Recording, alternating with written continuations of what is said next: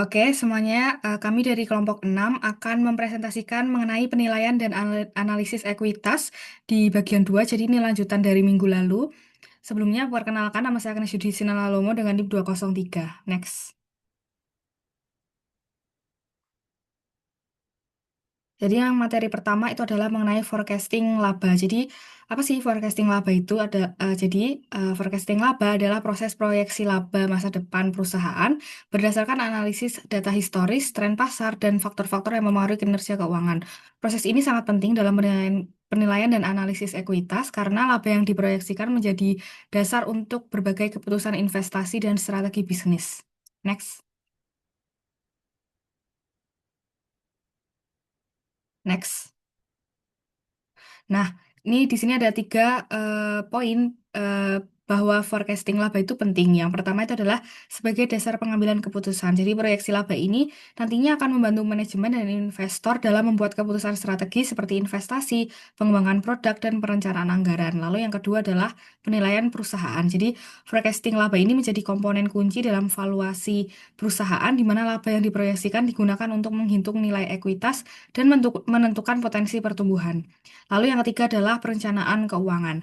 Jadi proyeksi laba ini membantu perusahaan dalam merencanakan kebutuhan modal dan pengeluaran serta mengelola arus kas. Next. Di sini ada 4 faktor yang memengaruhi forecasting laba. Yang pertama itu adalah tren pasar. Jadi perubahan dalam permintaan pasar, lalu preferensi konsumen, lalu kondisi ekonomi dapat memengaruhi proyeksi laba, lalu kebijakan perusahaan. Jadi strategi pemasaran, inovasi produk, dan kebijakan harga dapat mempengaruhi pendapatan dan biaya yang nantinya akan mempengaruhi laba juga gitu. Lalu yang ketiga adalah persaingan. Jadi tingkat persaingan di industri ini dapat memengaruhi kemampuan perusahaan untuk mempertahankan atau meningkatkan pangsa pasar dan margin laba. Lalu yang keempat itu adalah kondisi ekonomi. Jadi faktor makroekonomi seperti inflasi, suku bunga, dan pertumbuhan ekonomi nantinya dapat memengaruhi daya beli konsumen dan pada akhirnya akan memengaruhi laba perusahaan. Next. Nah, di sini ada tiga keterbatasan forecasting laba. Yang pertama itu adalah ketidakpastian. Jadi, proyeksi laba selalu mengandung ketidakpastian, terutama dalam lingkungan bisnis yang dinamis dan berubah cepat. Lalu yang kedua adalah data historis. Jadi, dependensi pada data historis dapat menjadi masalah jika kondisi pasar atau strategi perusahaan berubah secara signifikan. Lalu yang ketiga adalah asumsi yang diterapkan. Jadi, proyeksi laba seringkali bergantung pada asumsi yang mungkin tidak selalu akurat yang nantinya dapat memengaruhi hasil proyeksi laba itu sendiri. Oke, next. Baik, untuk selanjutnya akan saya jelaskan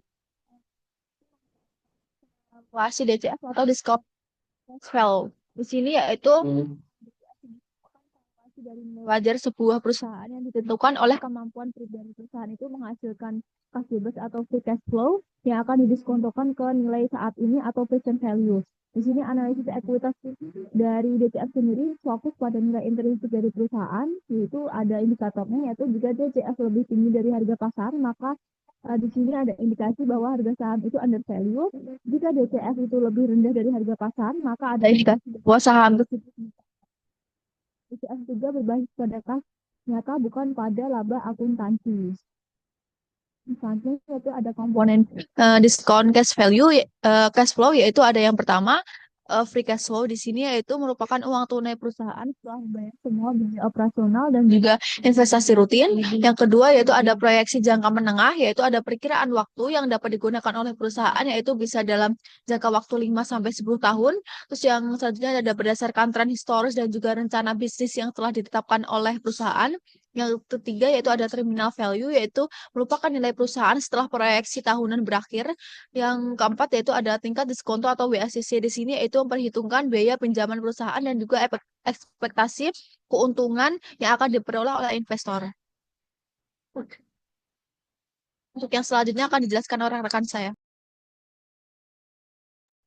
Ya baik, sebelumnya perkenalkan nama saya Elisa Permatasari dengan NIM 220. Di sini saya akan menjelaskan terkait kombinasi pendekatan valuasi. Jadi kombinasi pendekatan valuasi itu adalah strategi menggabungkan lebih dari satu metode penilaian untuk menghasilkan estimasi nilai perusahaan yang lebih seimbang, akurat, dan mengurangi bias dari satu pendekatan tunggal. Jadi manfaat dari kombinasi pendekatan valuasi itu ada tiga. Yang pertama itu mengurangi risiko kesalahan asumsi, yang kedua, memberikan pandangan yang lebih menyeluruh. Dan yang ketiga itu memperkuat dasar pengambilan keputusan investasi. Next. Selanjutnya. Nah, pendekatan yang dikombinasikan itu ada tiga. Yang pertama itu ada discount cash flow, DCF, atau yang sudah dijelaskan tadi, yaitu berbasis pada arus kas masa depan yang didiskontokan ke nilai sekarang. Lalu yang kedua itu ada relative valuation atau multiple, itu perbandingan dengan perusahaan sejenis. Misalnya PE, EV, EBITDA. Terus ada asset based valuation berdasarkan nilai aset bersih perusahaan. Nah, kapan sih perlu kombinasi? Jadi, perlu kombinasi itu saat valuasi menghasilkan hasil yang sangat bervariasi, atau jika perusahaan memiliki karakteristik unik seperti startup ataupun konglomerat, dan yang ketiga itu saat untuk meningkatkan kepercayaan investor terhadap hasil valuasi. Selanjutnya akan disampaikan oleh rekan saya.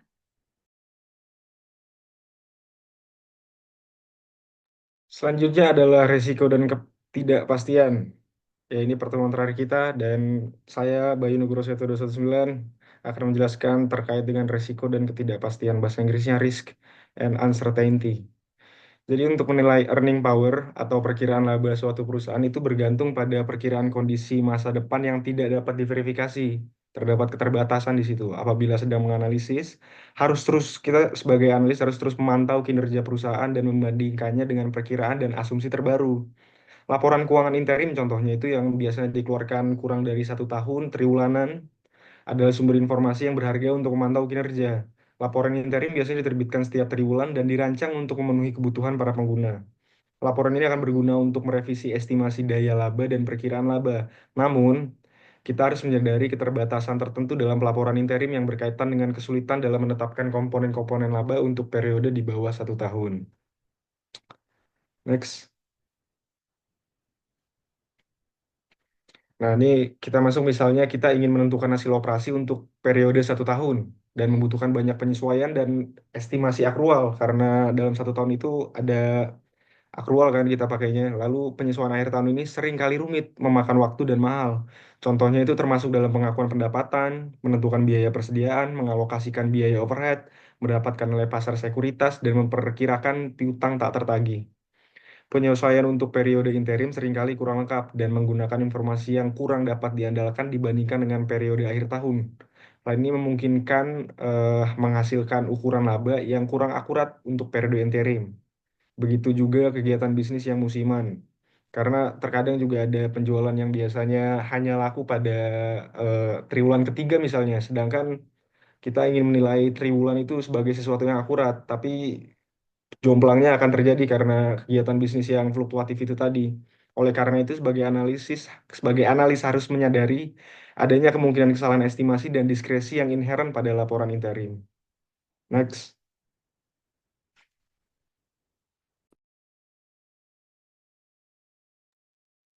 Materi selanjutnya adalah penilaian startup. Nah, penilaian startup ini adalah proses menentukan nilai sebuah perusahaan rintisan yang biasanya belum menghasilkan laba namun punya potensi pertumbuhan yang tinggi. Berbeda dengan perusahaan yang sudah mapan, startup itu biasanya masih dalam tahap awal, belum punya kinerja keuangan yang stabil, lebih dinilai dari ide bisnis, tim, dan potensi pasar. Selanjutnya, nah, tujuan dari kita menilai startup ini apa sih?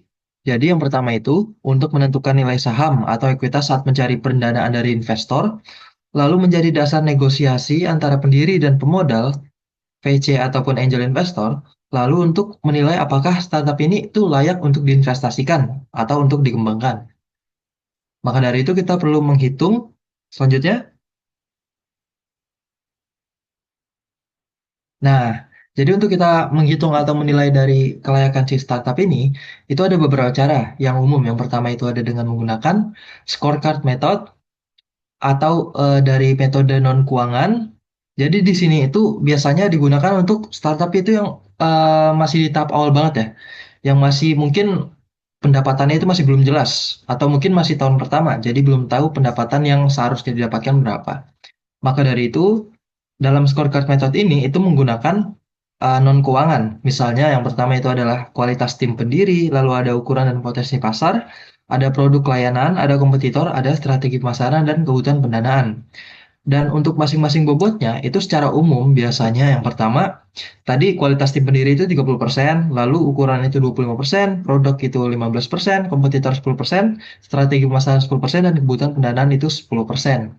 Nah, jadi perusahaan atau si startup ini itu biasanya akan melakukan penilaian secara mandiri. Jadi ini masih cukup subjektif ya, karena memang belum diketahui juga nih seberapa banyak sih sebenarnya nilai mereka, karena masih awal banget. Selanjutnya, nah metode yang selanjutnya biasa digunakan itu adalah metode Berkshire Method atau earnings based. Nah, Berkshire Method ini adalah metode valuasi yang mengalihkan laba bersih atau earnings dengan faktor pengali atau multiple. Itu biasanya secara umum ya, ada nilai pasarnya sendiri itu multiple itu. Untuk kita menentukan nilai wajar dari suatu bisnis atau startup.